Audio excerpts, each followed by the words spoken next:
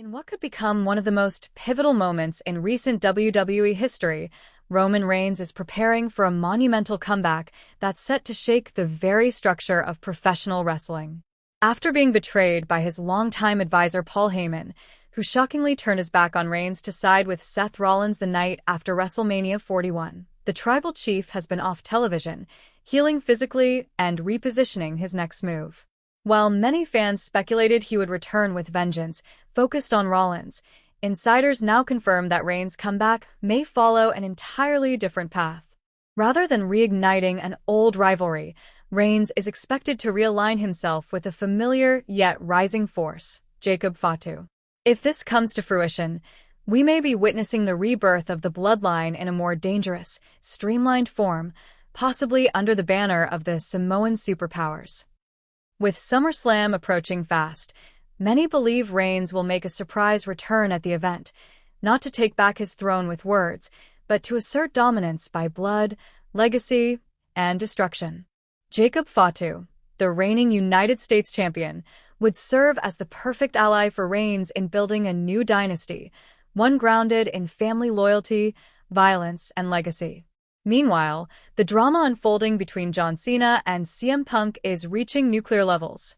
During the June 20th episode of SmackDown, Cena delivered one of his most scathing promos in years, reviving the spirit of the pipe bomb era and directly targeting Punk. Cena didn't hold back, referring to Punk as Mr. TKO and throwing shade at other ex-WWE and AEW talents like Claudio Castagnoli, Nick Nemeth, and Matt Cardona to heat up the tension. However, what fans didn't see behind the curtain was WWE scrambling to adjust the segment live on air. During the promo, Punk lay seemingly unconscious in the ring for several minutes, prompting concern and confusion. Realizing how awkward the scene appeared, a referee was sent out mid-segment to check on Punk, making the scene seem more legitimate. Sources revealed that this was a spontaneous backstage decision, as officials didn't want Punk's extended silence to overshadow Cena's promo. That quick move turned what could have been an awkward visual into a more emotionally charged and authentic moment. This segment now leads into a blockbuster main event at Night of Champions, where Cena will defend his undisputed WWE Championship against Punk in what could easily become one of the most talked-about matches of the year. Seth Rollins, on the other hand, is thriving in his role as the architect of chaos. Since aligning himself with new allies like Bronson Reed and Braun Breaker, Rollins has crafted a heel faction that's been terrorizing the Raw roster. Despite their growing dominance, WWE had yet to name the group until now. Recent trademark filings by WWE indicate that the name The Oracle may be the chosen title for Rollins' stable. The name likely reflects Rollins' prophetic vision of the company's future, a future shaped in his image. Former WWE star Aiden English even suggested an alternative, The Vision, a term Rollins has often used in his promos, calling the group his vision of how WWE should be run. Regardless of the final name, the message is clear. Rollins and his crew are here to conquer, and their path of destruction already includes sidelining LA Knight and drawing the ire of superstars like CM Punk, Roman Reigns, and Penta. Another major headline centers on WWE Hall of Famer Booker T, whose dramatic walkout during the Season 2 premiere of WWE LFG created a media frenzy. Upset about not receiving top draft picks and still bitter over losing Season 1, Booker stormed off the set, leaving his fellow legends Bubba Ray Dudley, The Undertaker, and Michelle McCool stunned. Unfortunately, the drama translated to bad news for the show, with ratings for the premiere plummeting compared to the first season. Viewer numbers dropped by almost 29%, and the crucial 18 to 49 demographic nosedived by a staggering 80%. Despite the rocky start, Booker T is using his voice to advocate for change, calling for the All-Women Evolution Premium Live event to become a two-night showcase. Citing the incredible depth and talent within WWE's women's division, Booker argues that female wrestlers deserve the same spotlight and celebration that the men receive at events like WrestleMania and SummerSlam.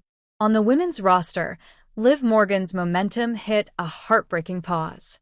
The star suffered a dislocated shoulder just seconds into a match on Raw, forcing WWE to halt major creative plans.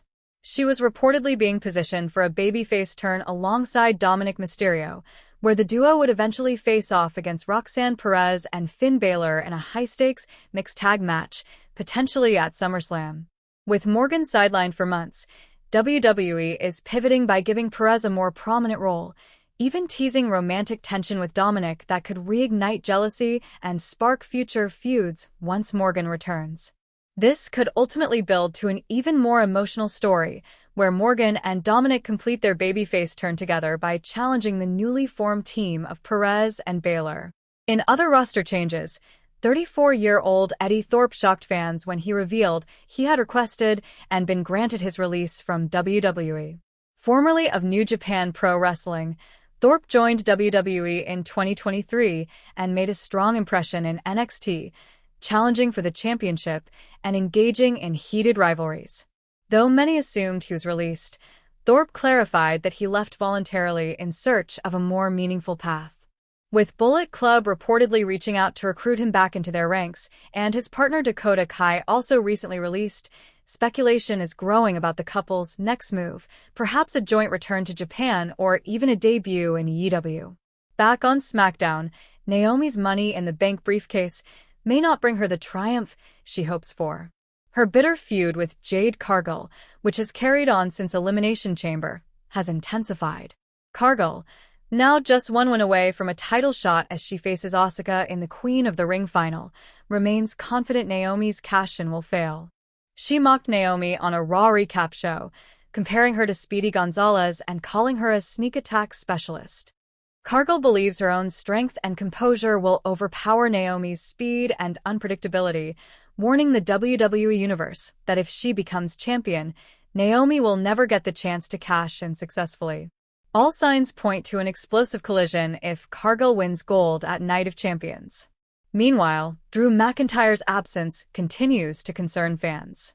After suffering brutal injuries in a steel cage match against Damian Priest, McIntyre has taken time away from the ring to recover. Contrary to rumors of filming a Hollywood project, McIntyre has confirmed that he's simply banged up and taking recovery seriously. In an interview with the Orlando Sentinel, he admitted to lingering pain and limited mobility in his neck. McIntyre's transparency has been appreciated by fans and fellow wrestlers alike, as it underscores the often overlooked physical toll of the business. WWE officials remain hopeful for his return, and insiders believe he'll be thrust right back into the main event picture once he's ready. In the AEW sphere, MJF is making headlines for different reasons. Hours before a live Dynamite broadcast, he took to Twitter to unleash a brutal rant, complaining about his job and tearing into the state of Washington, which he ranked among his least favorite places. Thou